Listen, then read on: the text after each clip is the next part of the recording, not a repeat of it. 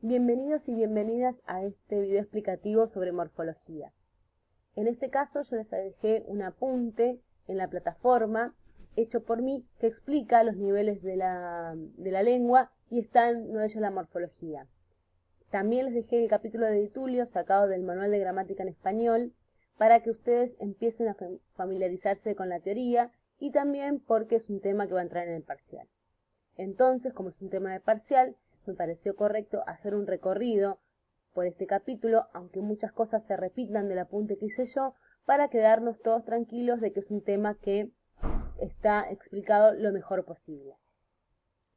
Vamos a arrancar entonces. La morfología, como dijimos, es uno de los niveles de la lengua y su unidad es el morfema. Muchas veces creemos que una palabra corresponde a un morfema, y es más, muchas veces una palabra corresponde a un morfema, pero otras veces no.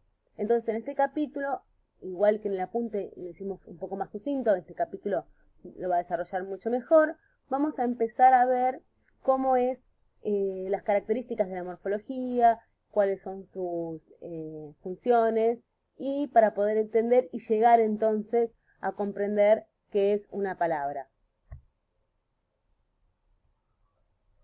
Tenemos dos clases de morfemas, los morfemas libres y los morfemas ligados. Los morfemas libres funcionan por sí mismos y ahí tenemos el caso en el que un morfema coincide con una palabra. El ejemplo que nos da Tulio es la palabra gota, pero podemos pensar en la palabra sol, en la palabra flor, en la palabra ayer y en un montón de palabras que se les ocurran.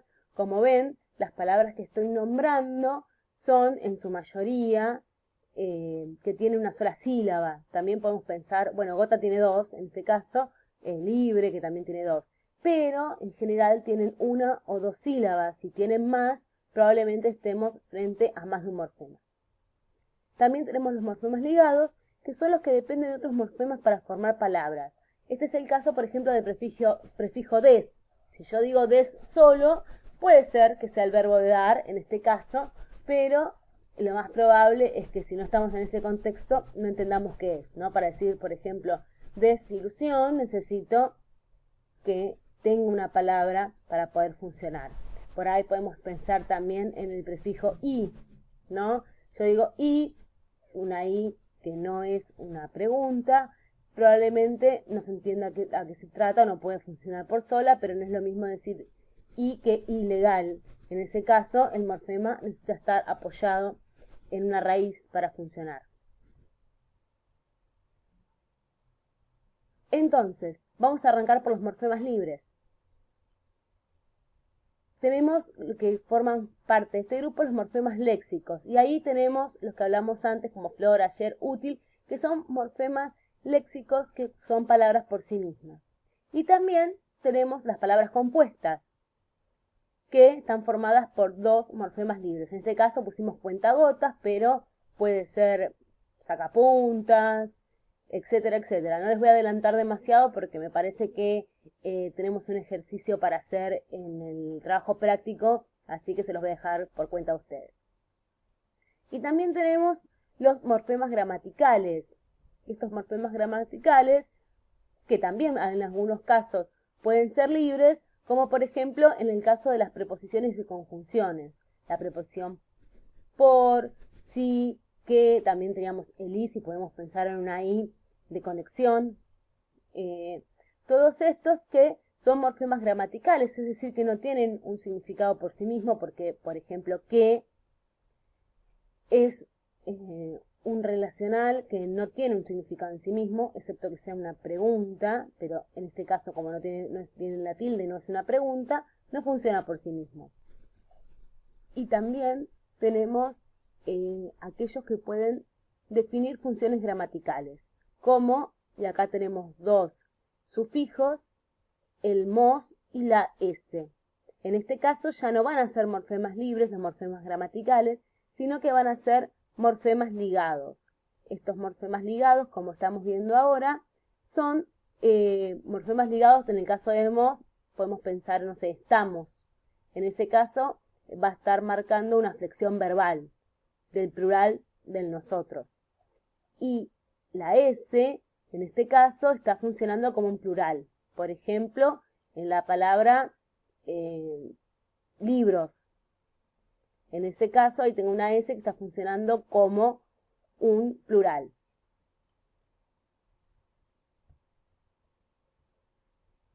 Después, lo que hace Di Tullio es definir a los alomorfos. Los alomorfos son distintas formas de hacer un mismo morfema. Por ejemplo, acá justo recurrí a la misma idea que teníamos antes, que es la S del plural. En el primer caso tenemos payasos, que el singular es payaso, es decir, para hacer el plural solamente necesito la S. Y en el otro caso tengo sol o soles. Entonces, para la palabra sol necesito la ES para formar el plural, y en otros casos solamente necesito la S. Eso es lo que hace un alomorfo, es decir, por ejemplo, como decíamos antes, entre la I de inútil, por ejemplo, y in de inestable. Entonces, en ese caso, necesitamos i o in para poder hacer la negación. A veces necesitamos dos formas de acuerdo a lo que tengamos adelante, si tenemos una vocal, si tenemos una consonante, etc.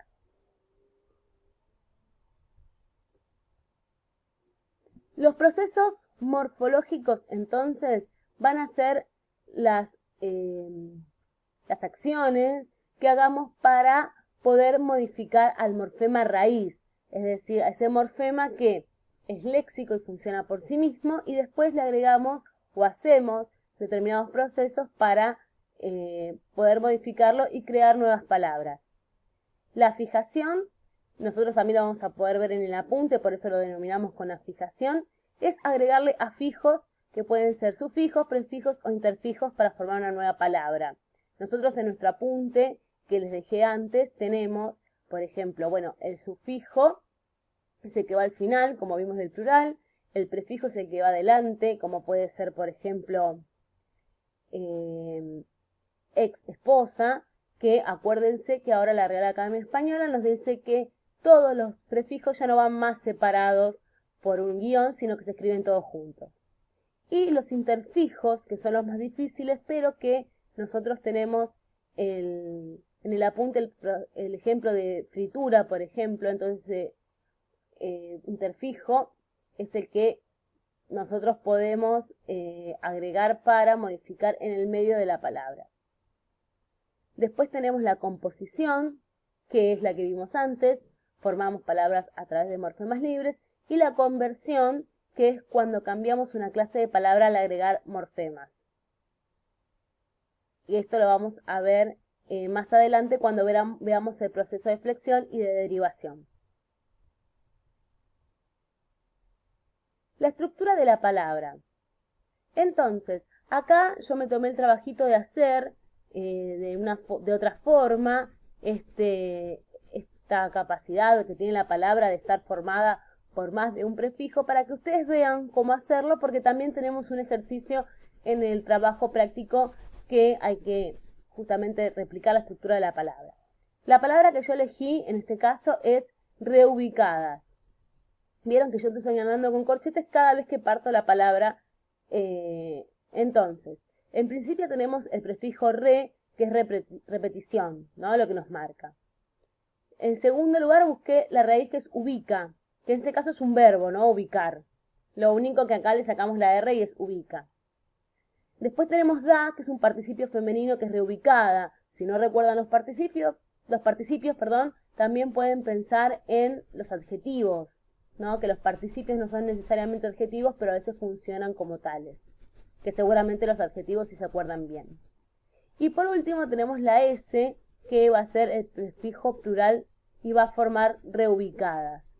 Entonces, cuando ustedes hagan este ejercicio, acuérdense de ir marcando las diferentes palabras o parte de las palabras que tenemos y empezar a segmentarla. Así puedo yo ver si ustedes pudieron comprender cómo se forma la palabra y identificar todos los morfemas que aparecen en ella. La derivación y la flexión, por su parte, también tienen diferencias y similitudes.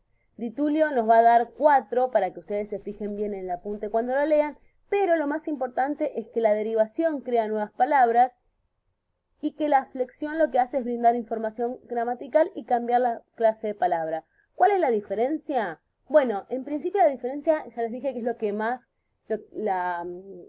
digamos, la operación que hacen sobre la palabra, pero tanto la derivación como la flexión se hacen a partir de los procesos que vimos antes, ya sea la composición, la fijación o la conversión. O sea, los procesos son los mismos, lo que hacemos es o derivar palabras o flexionarlas. ¿Cómo es eso? Por ejemplo, la derivación que decimos que crea nuevas palabras, yo puedo poner un verbo como saca y unirlo a un sustantivo como punta y tengo una nueva palabra, saca punta. En cambio, la flexión lo que va a hacer es, por ejemplo, mediante el proceso de afijación, poder cambiar la categoría de palabra. Por ejemplo, si yo tengo el verbo ama y le agrego el sufijo ble, voy a tener amable. Y ahí, en vez de tener un verbo, voy a tener un adjetivo. Entonces, ahí, como verán, ustedes cambian la clase de palabra. Puedo tener otro caso en el que tenga, por ejemplo, el verbo ama y le agregue el sufijo bam. Entonces tendré amaban. Y en vez de tener una clase de palabra nueva, tendré una flexión que me dará información gramatical. Me va a decir que es pasado, me va a decir que es ellos. Entonces, como verán, a veces puede cambiar la clase de palabra y a veces no. Como veníamos viendo, las palabras muchas veces coinciden con un morfema y otras veces no coinciden. Di Tulio también hacia el final de este capítulo va a hacer todo un recorrido sobre las diferencias que hay entre la palabra y el morfema, pero ustedes van a poder entenderlo por ustedes mismos. Lo más importante que señala es que la palabra puede ser movible. Recuerden que la estructura del español permite muchas licencias en las palabras, otras no, que eso lo vamos a ver más adelante, pero también a veces le podemos poner en el medio alguna otra. Por ejemplo, creo que ella puso, bueno, ahora exactamente no recuerdo el ejemplo, pero podemos pensar uno nosotros y decir, por ejemplo, la niña buena. Entonces yo podría poner en el medio, la niña es muy buena, la buena niña, y ahí podría ir variando y viendo que si se puede someter a este tipo de cambios, entonces estaremos enfrente de una palabra que es una unidad en sí misma y no en un morfema, porque los morfemas no pueden cambiar. Ustedes vieron que no es lo mismo que decir desilusión que ilusión des. Bueno, ahí no formaríamos nada. A veces lo que pasa con los morfemas es que no son movibles. Entonces, ustedes igualmente no creo que vayan a confundir un morfema con una palabra. Por lo tanto, como yo les digo, cuando ustedes lean el apunte y lean esta parte, se van a dar cuenta por ustedes mismos cómo funciona. Lo que sí me parece que queda un poquito más confuso es cuando hace la distinción entre lexema y palabra. Ella nos da el ejemplo de la oración, sé que Juan no sabe lo que nosotros sabemos.